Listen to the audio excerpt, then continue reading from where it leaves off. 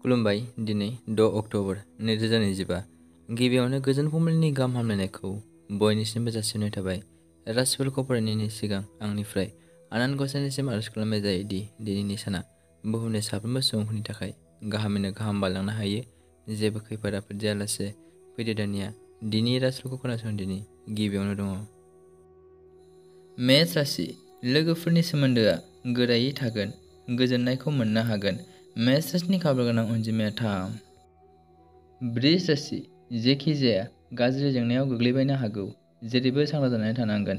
बृष राशिनि खाफाल गोनां अनजिमाया 8। मिथुन राशि। मोजां मोनलायनायनि थाखाय गाहाम सान, गोजोनै सम बारहोनो हागोन। मिथुन राशिनि खाफाल गोनां अनजिमाया 7। कर्कट राशि। फालांगियाव मावनायाव खहाफोर जानो हागौ, सांग्राङै मावनांगोन। कर्कट राशिनि खाफाल गोनां अनजिमाया 5।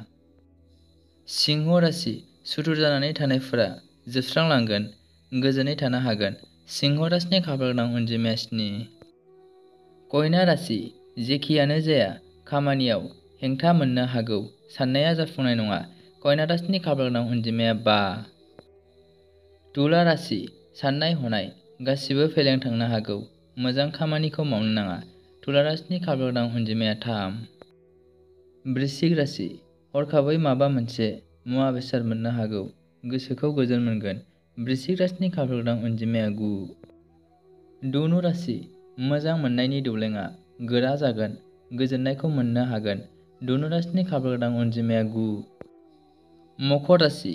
दिनैनि दिनाव खस्थ'फोर मोननो हागौ, गोसोखौ हमथानानै थानांगोन। मकर राशिनि खाफाल गोनां अनजिमाया 4। कुम्भ राशि। माखौबा लानानै गिलुं गिलुं मोनखांनो हागौ, गोसोखौ लोरबां लानो नाङा। कुम्भ राशिनि खाफाल गोनां अनजिमाया 5। मीन राशि।